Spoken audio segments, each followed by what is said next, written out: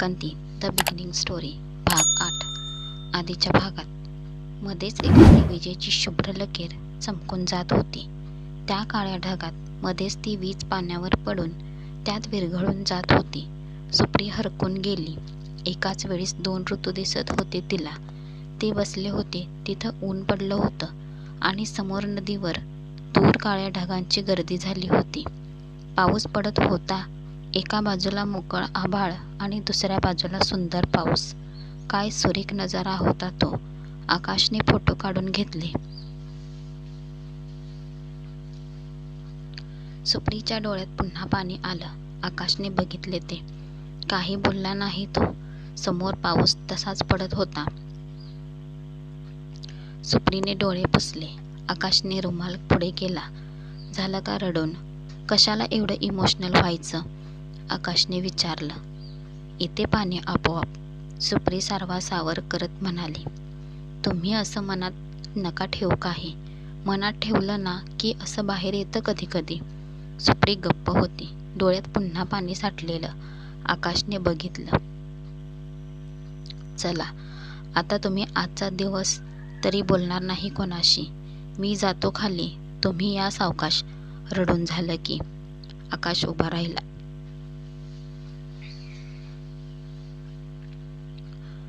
Sorry, बसा खाली. मला काही शेअर करायचे आहे तुमच्याबरोबर. आकाश पुन्हा खाली बसला. सुप्री शांत बसली होती. सांगायचे नसेल तर राहू दे. आकाश उभा राहत होता. त्याचं नाव नाही सांगणार मी, पण होता कोणतरी माझ्या लाईफमध्ये. माझ्यासारखाच होता. जरासा वेडा, जरासा शहाणा. छान जमायचं आमचं. छान वाटायचं त्याच्यासोबत असताना. कॉलेजमधली ओळख. तेव्हा एकत्रच असायचो आम्ही. नंतर जॉबला लागलो तरी जवळपास रोज भेटायचो. तो माझी वाट बघत बसायचा. घरापर्यंत सोडायला यायचा. सकाळी ऑफिसला असले की चॅटिंग करायचो. वीकेंडला तर फिरायला पण जायचो आम्ही.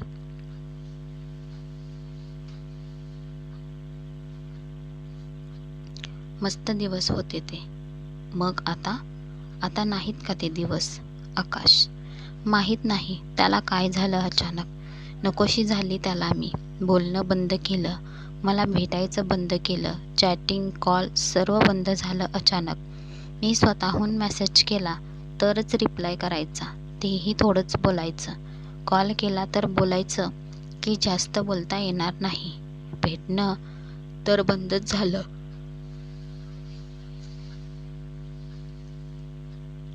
खूप महिन्यांनी. गेल्या महिन्यात तो समोर आलेला. असाच अचानक समोर आला. माझ्या मैत्रिणीबरोबर बोलत होता. मला फक्त एकदाच हाय केलं. त्यानंतर एकदाही माझ्याकडे बघितलं नाही. काहीच न बोलता निघून गेला समोरून. माझं नक्की कुठे चुकलं ते अजूनपर्यंत कळलं नाही मला. त्यालाही अशी निसर्गाची आवड आहे.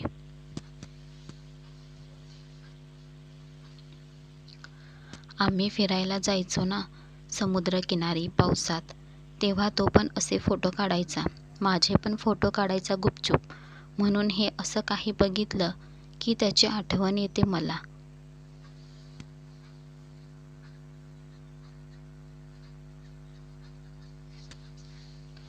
मला माहीत आहे त्याच्या लाईफमध्ये मी आता कुठेच बसत नाही. यातून खूप प्रयत्न करून बाहेर आले मी. पण अशी आठवण आली की येते डोळ्यातून पाणी. हे बोलताना सुप्री डोळे पुसत होती. आकाशने ऐकून घेतलं.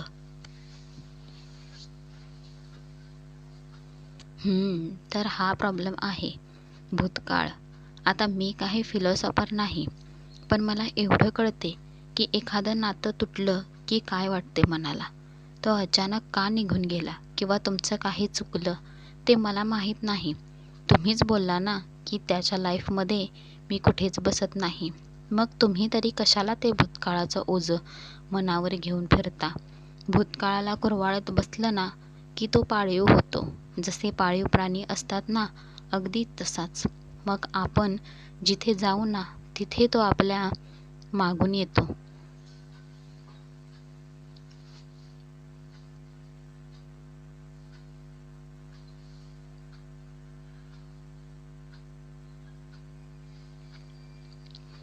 जीवन बघा किती सुंदर आहे, आकाश समोर बघत म्हणाला.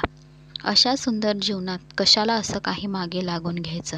त्यापेक्षा भूतकाळ अनुभवासाठी आठवावा. भूतकाळात केलेल्या चुकांपासून शिकायचं. भूतकाळाला बँकेच्या ATM सारखं बघावं. म्हणजे एखाद्या प्रसंगात अनुभवाची गरज भासल्यास पाहिजे तेवढा अनुभव ATM कार्ड स्वाईप करून काढून घ्यायचा. उरलेल्या अनुभवाचे व्याज बँकेत जमवून ठेवावं. ते नंतर उपयोगी पडतेच. काय समजलं ना सुप्री मॅम? आकाशने बोलणं संपवलं. सुप्री हसत हसत डोळे पुसत होती. छान समजवलं आकाशने तिला. मलाही फोटो काढायला शिकवाल का? माझ्या मनात आहे खूप फोटोग्राफी शिकायचं. सुप्रीने विषय बदलला.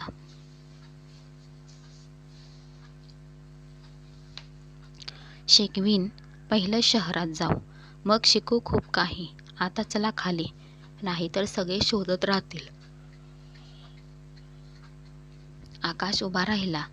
एक प्रॉमिस करा, हे कोणाला सांगायचं नाही हा. संजनाला सुद्धा नाही, सुप्री म्हणाली. असं आहे तर निदान तिला तरी सांगायचं ना. आफ्टर ऑल ती तुमची जवळची मैत्रीण आहे. चालता चालता आकाश सुप्रीला म्हणाला, माझ्यापेक्षा तिला सांगितलं असतं तर जास्त छान झालं असतं. सांगेन तिला कधीतरी, पण काय माहीत तुम्हाला सांगावंसं वाटलं. चालेल ना मी शेअर केलेलं तुमच्यासोबत? हो नक्की. चला आता पटपट खाली जाऊ. आणि दोघे खाली आले. सुप्री बऱ्यापैकी नॉर्मल झालेली. खाली आल्याबरोबर ती तिच्या मैत्रिणींबरोबर गप्पा मारायला गेली. आकाश त्याने काढलेले फोटो बघत बसला.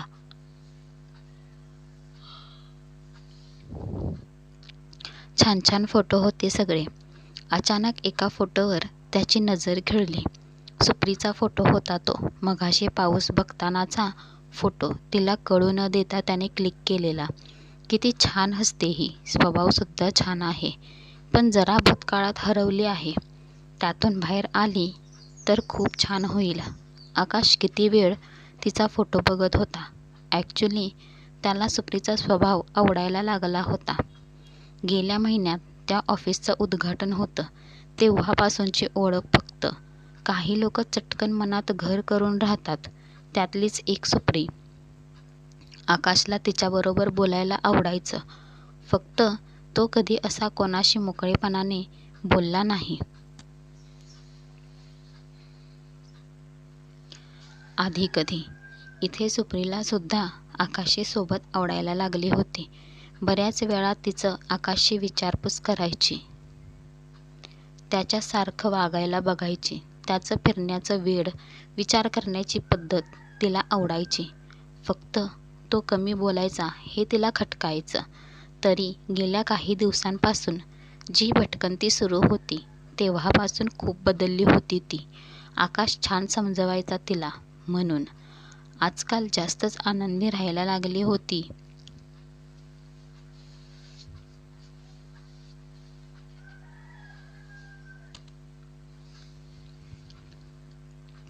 दुपार होऊन संध्याकाळ झाली. आकाशने रिक्वेस्ट करून त्याच्या पायाची मलमपट्टी काढायला सांगितली. आता त्याचा पाय अगदी बरा झाला होता. सखाला विचारून त्याने पुढचा रस्ता देखील बनवला होता. उद्या सकाळी निघायचे म्हणून सगळ्यांची तयारी झाली होती. इथे 2 दिवस कसे गेले कळलंच नाही. त्या पाड्यातील रहिवाशांना सुद्धा खूप मजा आली या शहरी पाहुण्यांबरोबर. आता उद्या सगळे जाणार म्हणून एक छोटी पार्टी त्यांनी आयोजित केली. छानपैकी जेवण केलं होतं. त्यानंतर मोठी शेकोटी रचून त्याभोवती त्यांचे आदिवासी नृत्य करू लागले. त्यांची गाणी म्हणू लागले. त्यात या शहरी पाहुण्यांना सुद्धा सामील करून घेतलं.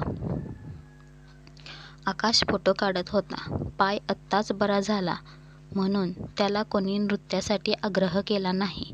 पाऊस नव्हता तरी थंड हवा वाहत होती. वर आभाळात चांदण्या चमकत होत्या. आणि खाली शेकोटीभोवती छान फेर धरला होता सगळ्यांनी. आकाश खूप आनंदात होता. मनोमन हसत होता. एन्जॉय करत होता.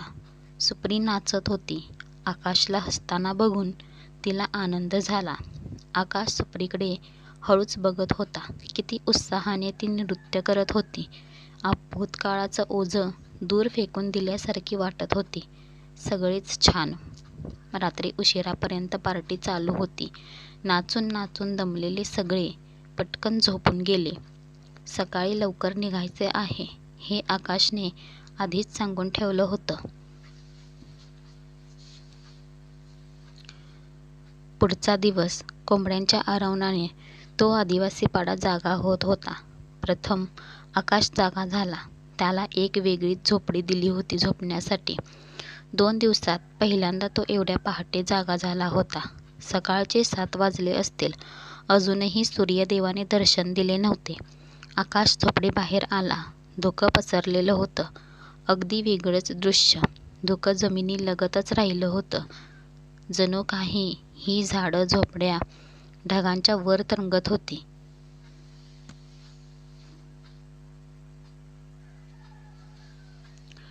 काय एक एक चमत्कार असतात ना निसर्गात. आकाशने पटकन कॅमेरा काढला आणि फोटो क्लिक केला.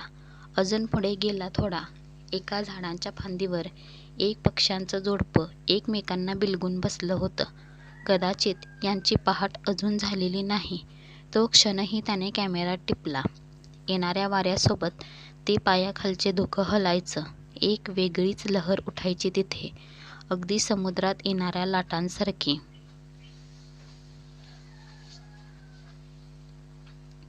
आकाश त्या धोक्यातून वाट काढत जात होता. आजूबाजूची मंडळी अजून गाढ झोपेत होती. कोंबडा आरवला तरी थंड वातावरण होते ना तिथे. आकाशच्या मनात काय आले कोणास ठाऊक. तो त्या दगडाच्या दिशेने निघाला. छान फोटोज मिळतील अजून सकाळचे, असा विचार करत तो झपझप चालत निघाला, धुक्यातून वाट काढत. आकाश तिथे पोहोचला तर तिथे आधीच कोणीतरी बसलं होतं. दुरूनच बघितलं त्याने. निरखून बघितलं. सुप्री. कमाल आहे. प्रत्येक वेळेस वेगळीच भासते ही. कुठेतरी एकटक बघत होती. चेहऱ्यावर कमालीचं समाधान होतं तिच्या. त्यात तिच्या आजूबाजूनी धुकं वाहत होतं. वेगळीच वाटली आकाशला ती. फोटो साठवण्यासारखा क्षण क्लिक केला त्याने. हळूच तिच्या मागे जाऊन उभा राहिला. बसू का इथे? इफ यू डोंट माइंड, आकाशने विचारलं. हो हो बसा ना, सुप्री म्हणाली. एवढ्या सकाळी सकाळी, तेही एकट्याच? भीती नाही वाटत का? आणि डोळ्यात पाणी नाही आज? की झालं रडून? आकाश सुप्रीकडे बघत म्हणाला. सुप्रीला हसायला आलं. त्यावर, नाही, कशाला रडायचं? भूतकाळ पाळीव करू नये असं कोणीतरी म्हणलं मला. पाळीव प्राणी तसे पण मला नको असतात. मागे मागे सुप्री छान बोलली. हो का? पण एकट्या काय करत आहात इथे? अशीच आली. कोणी उठलं नव्हतं ना. मग ही जागा आठवली. बसली येऊन. छान वाटतं ना इथे. धुकं पसरलं आहे. एवढ्या उंचावरून सगळं कसं छोटं छोटं वाटतं ना. Like top of the world. बोलता बोलता सुप्रीला शहारल्यासारखं झालं. Very nice thoughts. पण मला एवढ्या उंचीवर आलं की आपली खरी किंमत कळते. आपण केवढेसे आहोत. आपली जागा किती शिल्लक आहे या निसर्गात, याची जाणीव होते. आकाश म्हणाला. किती वेगळे विचार आहेत तुमचे. या जगातले वाटतच नाही तुम्ही. दोघेही मनापासून हसले. पुढे 15-20 मिनिटे गप्पा चालू होत्या त्यांच्या. 7:30 वाजले तसा आकाश बोलला. निघायचे आहे ना आपल्याला? चला खाली जाऊ. सखा बोलला आहे ना पुढल्या गावात वाहन मिळेल शहरात जाण्यासाठी. आजच भेटलं तर खूप बरं होईल. ते ऐकून सुप्री हिरमुसली. तुम्ही लक्षात तरी ठेवाल ना आम्हाला, की विसरून जाणार आम्हाला? मिस्टर ए, नाही विसरणार. आणि तुम्हाला तरी कधी विसरणार नाही. चला आता. दोघे निघाले. तुम्ही काढलेले फोटोज तरी दाखवा. किती फोटो काढलेत? एक पण नाही दाखवला. आकाशने कॅमेरा सुप्रीकडे दिला. एक एक फोटो एवढे छान होते. सुप्री हरकून गेली. काहीतरी वाटलं तिला. ही फोटोग्राफीची स्टाईल तर एकाशी खूप जुळते. आकाश. एकदा तिने त्याकडे बघितलं. पुन्हा फोटो बघू लागली. तिचाच फोटो समोर आला. तिच्या फोटोत तर किती वेगळी दिसत होती ती. स्वतःचा फोटो बघून स्वतःच्याच प्रेमात पडली ती. एवढी छान दिसते मी. कधी क्लिक केलात समजलंच नाही मला. फोटो अजाणतेपणी काढले ना की ते ओरिजिनल एक्सप्रेशन्स मिळतात. असे फोटो नेहमी छान असतात. त्यात तुमचे फोटो छान येतात. माझे काहीच क्रिएटिव्हिटी नाही येतात. सो थँक यू, आकाश म्हणाला. मी थँक्स बोललं पाहिजे. आज वेगळ्याच सुप्रीला बघितलं मी तुमच्यामुळे. थँक्स. बोलता बोलता ते खाली आले. तुमचं नाव कधीच कळणार नाही का मला? सुप्री थांबत म्हणाली. Mister A. खरं नाव सांगेन पण कोणाला सांगायचं नाही. प्रॉमिस? तसं आकाशने त्याच्या कॅमेऱ्याच्या बॅगमधून एक कार्ड काढलं. सुप्री समोर धरलं.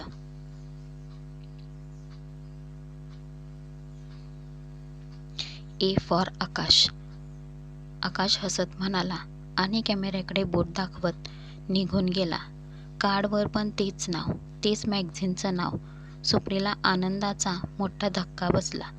तोंडावर हात ठेवून कसं एक्सप्रेस व्हायचं तेच समजत नव्हतं तिला. एवढे दिवस ज्याला भेटायचा ती प्रयत्न करत होती तोच आकाश त्यांच्यासाठी शहरात जाण्याची वाट शोधत होता. त्याने काढलेले फोटो बघून त्याची एक वेगळी प्रतिमा सुप्रीने मनात बनवून ठेवली होती.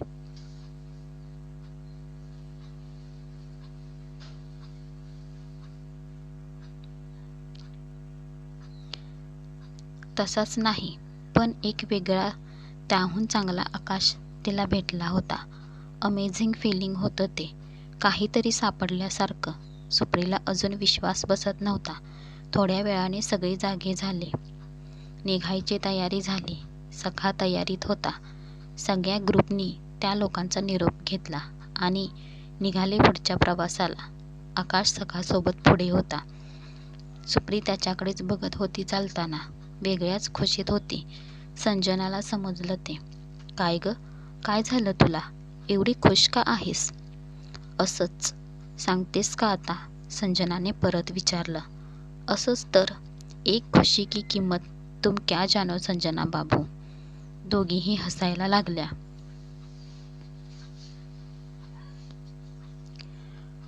पुढच्या अर्ध्या तासात सखा त्यांना एका ठिकाणी घेऊन आला. ते दूरवर मंदिर दिसतं का तुम्हाला? आकाश सखा दाखवत असलेल्या दिशेने बघू लागला. दूर एका मंदिराच्या कळसाच्या बाजूला असलेला झेंडा दिसत होता. हो, दिसलं मंदिर. हा, तिथंच तो गाव सुरू होतो. तिथं तुम्हाला गाडी मिळेल शहरात जाण्यासाठी. खूप छान, पण ती तर खूप लांब वाटते. म्हणजे किती वेळ लागेल?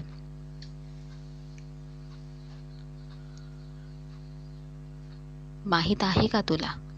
वेळ नाही माहीत.